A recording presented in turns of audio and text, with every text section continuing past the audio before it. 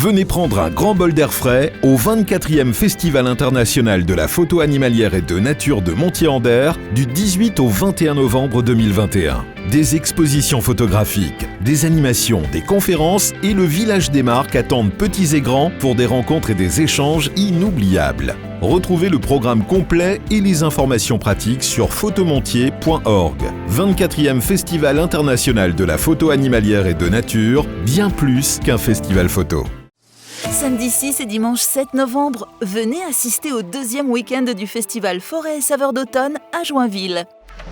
Au château du Grand Jardin, dégustez sur place ou emportez avec vous les produits du marché du terroir et de truffes.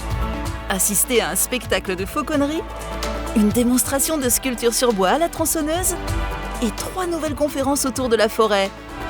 Plus d'informations sur le site internet et les réseaux sociaux de l'Office de tourisme du bassin de Joinville.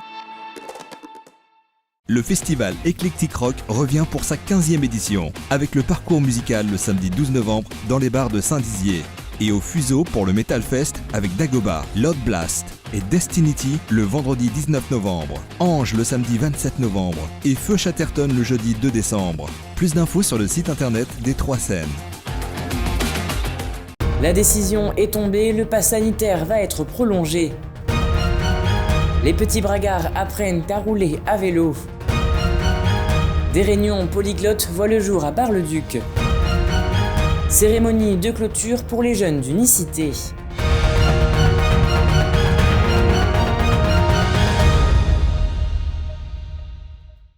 Bonsoir à tous, bienvenue dans votre journal du vendredi 5 novembre 2021. L'annonce est tombée aujourd'hui, le Parlement a autorisé ce vendredi le recours au pass sanitaire jusqu'au 31 juillet 2022, alors que le Sénat s'était opposé à une prolongation du pass sanitaire au-delà des élections présidentielles et législatives et voulait limiter son recours au 28 février. L'Assemblée nationale a mis fin à ce débat houleux avec le vote de 118 députés étant pour cette prolongation contre 89 qui s'y opposaient. Mais alors, que pensent les bragards de cette prolongation? On les écoute au micro d'Anne-France Marchand. Moi, ça me dérange pas forcément parce que du coup j'ai fait le vaccin.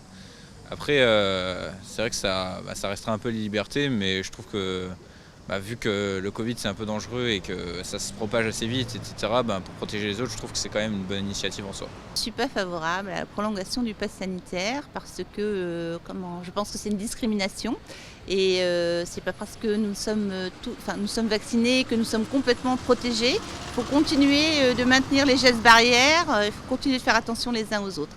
Et je ne pense pas que ce soit la solution, le pass sanitaire. Ça a été fait par des gens compétents. Donc moi je suis pour, je suis pour la prolongation jusqu'au mois de juillet je crois. Comme ça ma foi des gens comme moi, relativement âgés, on est tranquille parce qu'en ce moment il y a l'air d'avoir une recrudescence. Donc vaut mieux se protéger c'est tout. J'aime bien être dans des endroits où tout le monde a été vaccinés, ou alors s'ils n'ont pas été vaccinés, qu'ils aient eu la Covid et qui ont des anticorps. La ville de Saint-Dizier proposait durant 3 jours le dispositif Savoir rouler à vélo du 3 au 5 novembre 2021 au gymnase Jean Moulin pour encourager la pratique du vélo chez les enfants rencontrant des difficultés.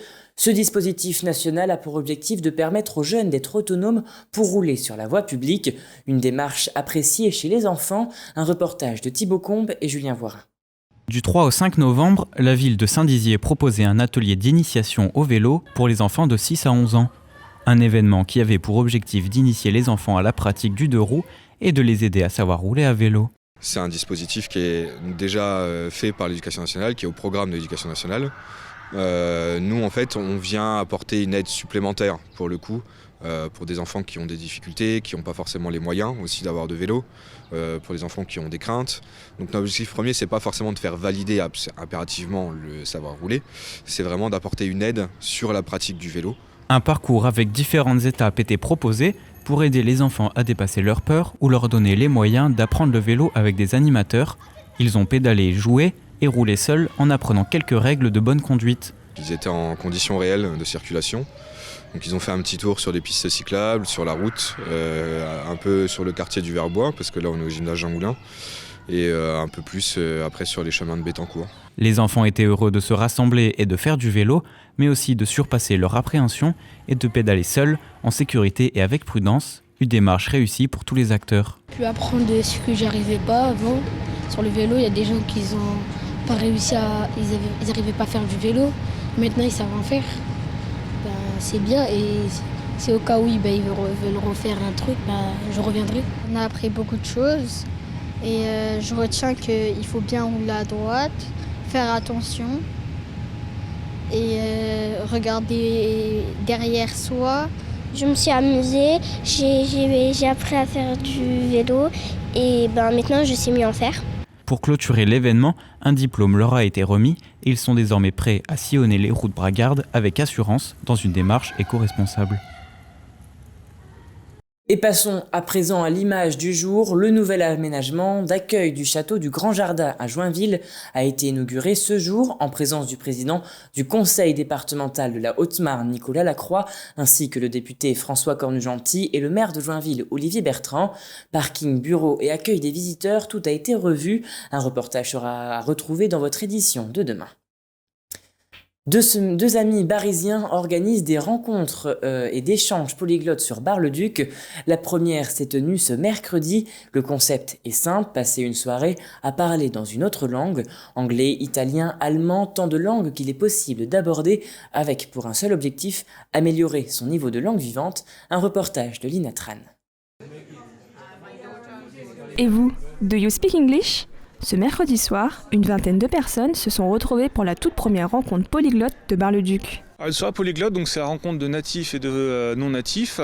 Le but du jeu, c'est que les natifs puissent raconter un petit peu leur vie, dire d'où ils viennent, raconter leur histoire, partager aussi leur culture, le tout en anglais, bien entendu, vu que c'est un petit peu le thème de la soirée, l'anglais, et aux Français de pouvoir pratiquer l'anglais et puis éventuellement apprendre quelques mots de français assez natifs. Cette soirée a été initiée par deux franciliens, nouvellement installés dans la cité de l'horloge. Amoureux de la langue de Shakespeare, ils cherchaient un moyen de pratiquer l'anglais tout en faisant de nouvelles rencontres, un objectif partagé par les participants. Justement, c'est le concept qui m'a un peu attirée au début parce que je me suis dit j'ai jamais fait de soirée ou d'événements avec des personnes où je parle entièrement en anglais, qui plus est des personnes françaises qui savent parler français. Donc je me suis dit pourquoi pas. J'ai décidé de participer à cette soirée parce que ça me permet de voir d'autres visages, de voir d'autres personnes. Et ça me permet aussi d'améliorer mon anglais. Cette soirée était attendue par les Barisiens, heureux de voir leur ville s'animer. Il y a du potentiel à Bar-le-Duc. Il ne faut pas croire que c'est une petite ville. Il y a du potentiel, il y a des jeunes et il y a des gens très polyglottes. Et je pense qu'avoir ce genre d'événement ici, ça peut permettre à des jeunes de s'impliquer, d'avoir une ouverture d'esprit suffisante pour justement apprendre à parler anglais, pour passer des bons moments avec des personnes qui ont l'expérience, qui ont une culture suffisante aussi de l'anglais et un bagage donc qui leur permet de progresser dans l'anglais, progresser dans tout un tas de domaines. De tous les niveaux, les participants se sont prêtés au jeu en se présentant en anglais dès le début. Ils ont rapidement entamé des conversations par petits groupes, sans jugement et avec bienveillance. I know you did something in Nancy during the summer. Ça se passe super bien. Il y a beaucoup de niveaux. Je me m'étonnais qu'il y ait beaucoup de niveaux au-dessus du mien. Et non, ça se passe vraiment super bien. Et justement, je préfère qu'il y ait des niveaux au-dessus du mien. Ça permettra de vraiment évoluer plus rapidement. Cette rencontre est parfaite et très réussie. Il y a plein de monde, des gens très motivés, avec des niveaux différents, mais ça se passe très bien. Et j'espère qu'on va pouvoir organiser des événements en anglais, des sorties en anglais, des choses comme ça. Donc il y a plein de choses à faire. Ça devrait être super. Une première soirée réussie pour les organisateurs, qui espèrent réaliser 1 à 2 soirées par semaine et dans d'autres langues. Pour les anglophones des environs, rendez-vous mercredi prochain pour une nouvelle soirée polyglotte. Aujourd'hui, l'association Unicité a organisé un événement pour fêter et remercier les services civiques qui terminent leur mission, mais aussi accueillir les nouveaux qui vont débuter leur mission. Remerciements et encouragements ont rythmé ces quelques heures de cérémonie. Les nouveaux services civiques sont ravis de proposer leur aide et engagement pour les personnes âgées et notre environnement. Écoutez.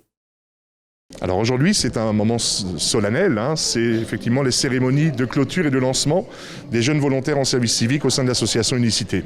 Et puis il y a la transmission du flambeau pour ceux qui vont démarrer cette aventure. Donc effectivement, c'est la continuité aussi de nos jeunes au sein de nos antennes. La mission locale m'a proposé de faire un service civique et moi j'ai accepté direct le service civique. Formidable, franchement c'était génial. On voyait des personnes âgées formidables. C'est important de soutenir les jeunes du territoire de Saint-Dizier à s'investir dans un parcours, dans une formation autour des missions de la citoyenneté, de l'éco-citoyenneté, de la solidarité, des sujets qui sont majeurs pour la société. On parlait d'une jeunesse qui se désengage, mais là on voit bien à travers ce dispositif, Unicité, surtout l'antenne de Saint-Dizier, on voit un groupe de 12 jeunes, dont 4 qui vont encore arriver, pour gonfler encore les rangs, avec ce sweat orange qui va diffuser, irriguer sur toute la ville. Ça montre bien que la jeunesse elle est présente, elle a envie de participer à ces enjeux importants du territoire. Et voilà, c'est la fin de cette édition. Merci à tous de l'avoir suivi. Dans un instant, vos prévisions météo de demain. Très belle soirée à vous. Toute l'actualité qui vous concerne, à voir et ou à revoir, dès maintenant sur puissancetélévision.fr et sur notre application mobile. Besoin d'envoyer des fichiers, même de très très gros fichiers? Suisse Transfert. Jusqu'à 50 Go, gratuit, sans inscription, et vos données restent en Suisse. Suisse Transfert, par Infomaniac. Déployé par le gouvernement dans le cadre de France Relance, le dispositif Un jeune, une solution en Meuse vise à offrir une solution professionnelle à chaque jeune. Aide à l'embauche, formation, aide financière, accompagnement. Plus d'informations auprès de votre mission locale ou de votre agence Pôle emploi.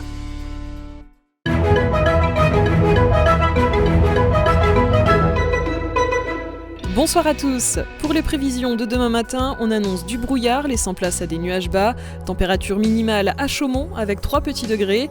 L'après-midi sera marqué par le retour du soleil, un peu timide, avec quelques éclaircies sur le triangle. Il fera 9 degrés à Vitry-le-François et 8 degrés partout ailleurs. Demain, samedi 6 novembre, nous fêterons les Bertilles et nous perdrons 3 minutes de soleil. Très bonne soirée avec Puissance Télévision.